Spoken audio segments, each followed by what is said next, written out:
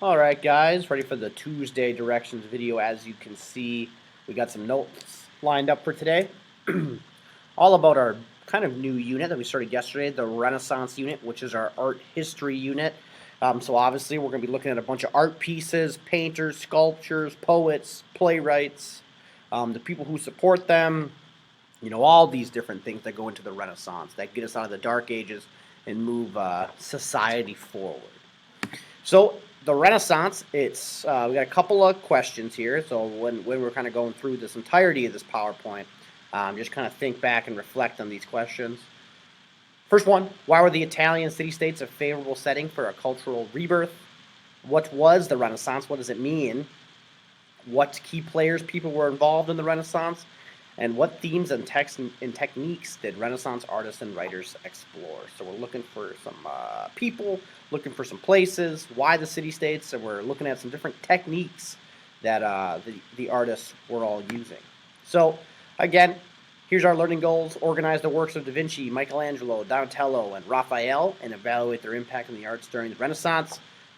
Part 2 is summarize the Renaissance and identify why did it start in Italy and not, England or Germany or France.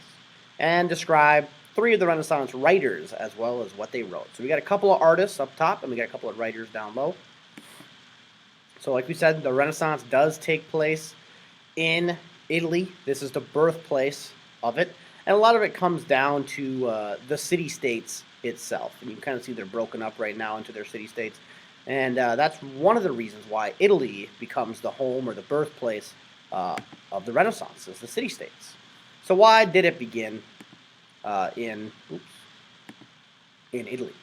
Recall that the Black Death, the Crusades, and the Middle Ages have all ended or coming to an end as we make our way to the Renaissance.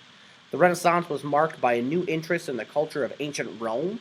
Italy obviously being the center of the Roman Empire, it's pretty easy to be inspired by the classics, as we say.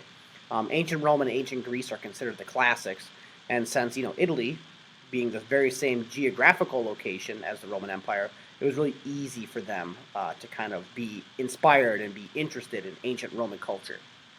That's a common theme within Italians too. Benito Mussolini in World War II wanted to bring back Italy to its former Roman glory. So they're always kind of looking backwards and trying to recreate Rome a little bit. So the cities of Italy had survived the Middle Ages and grown into prosperous centers of trade and manufacturing, and the 2 biggest ones were Florence and Venice. So unlike, I would say, like Northern Europe during the Black Plague, remember how in the video, and we discussed in our notes too, that a lot of the upper class, the kings, the royal families were all leaving the cities, and everyone was trying to disperse into the countryside to try to stay away from each other. Obviously, if you're closer to people, you have a better chance of getting the Black Death. So as people were leaving cities and kind of becoming more of a rural, Italy kind of stayed the same and just kind of weathered the storm. So after the Black Death, the Italian city-states were still pretty urban, like still much more made up of cities compared to rural areas, and that's one of the leading reasons on why the Renaissance is able to be born there. Because of cities is normally where you transfer ideas, and it's not, you're always on the top of the line. Think about like New York City, right? It's always like frontline fashion, music. It's people copy what people are doing there, and it's the same thing in this time in Florence and Venice.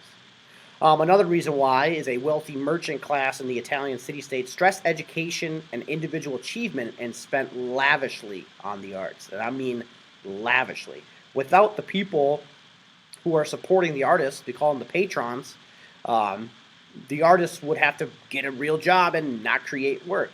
But people in this area in Italy were so, I would say, like proud and amazed and more just respected the artists so much that they would just literally pay for their housing. You can come live with me, and then I'll let you paint and do all that whenever you want. And no one's a better example of that than the Medicis, the Medici family. And we'll talk a little bit more about them later on. Florence produced an amazing number of gifted poets, artists, architects, scholars, and scientists. And that's the thing about the Renaissance era. It's not just painting. It's everything that has to do with any artistic or creative flair, right? Artists, architects, right? You're basically an artist for buildings. Scholars, being smart, intellectual, being an inventor, being a scientist, biographer, painter, sculptor, all that stuff is all wrapped up in it. And you want to be good at all of it. That's the ideal Renaissance man. The ideal Renaissance man is someone who's great at all of this stuff. Not just a painter. I'm a painter. I'm a writer. I'm a sculptor. I do it all. That's kind of the deal. I'm kind of getting back to the Medici family, one of the first patrons, one of the main patrons of the arts early on. The Medici family, what they end up doing is they end up becoming like big-time Italian bankers.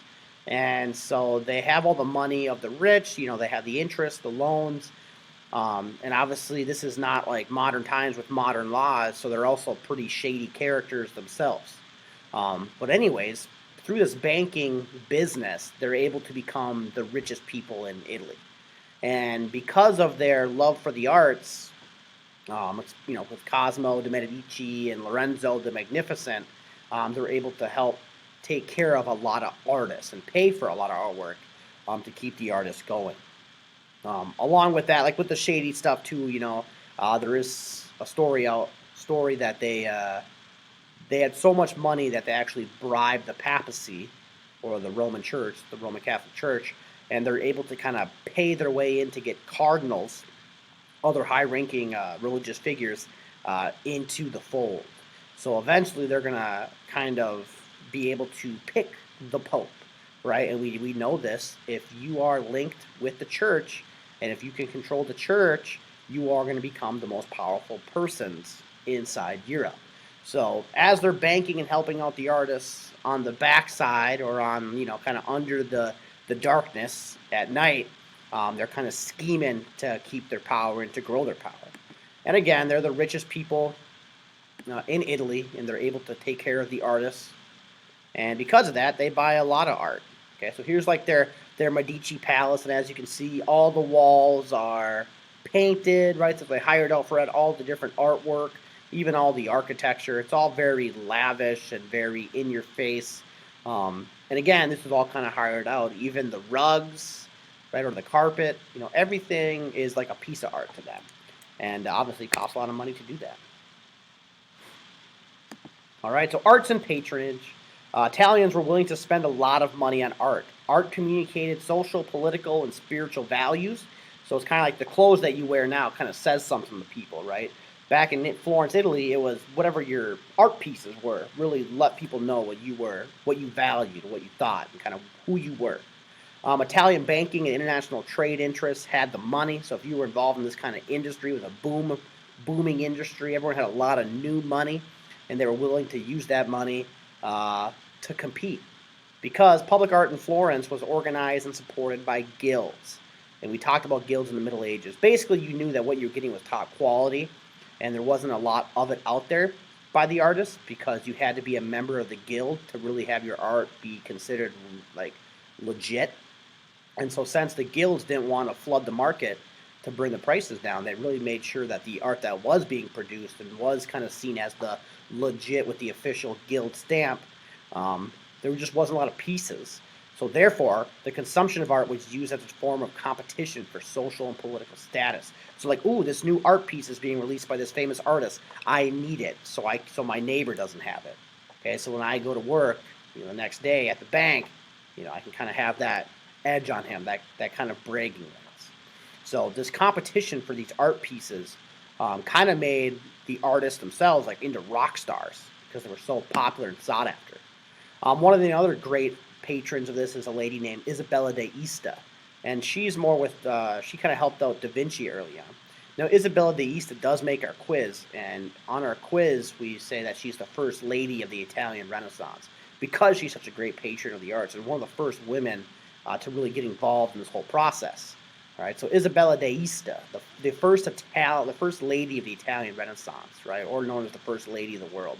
She was supposed to be the one to inspire artists, and this is Da Vinci's portrait of her, right, kind of showing homage. So Isabella d'Este, great patron, very much like the Medici. So far we got the two great patrons of the Medici family and Isabella d'Este.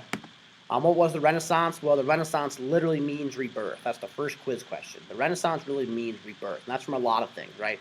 Where the human society as a whole are moving forward out of the Black Death.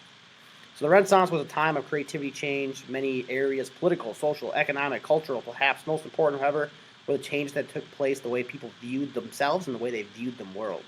So instead of focusing on the spiritual and kind of fantasy and mysticism, people started focusing on humanism, which is like now, the study of us, people, real life, not exaggerating anything. So a lot of the paintings are going to be, and a lot of the portraits are like this. It's going to be just people, what they look like. There's going to be no fantasy right away. There is going to be kind of a blend of religion and worldly, but for the most part, the new thing is humanism, right? Based on the study of classical and focus on worldly subjects rather than religious issues. So it's going to be a lot of people. So last things first, let's go through the 6 ways that art changes during this time, and we'll kind of wrap it up. First one, realism and expression. So these 6 will be on the quiz. Okay, so realism and expression, right? Focusing on the person, not really fantasy, even though this one has a little fantasy in it, but just the people themselves are supposed to look, real and not be exaggerated.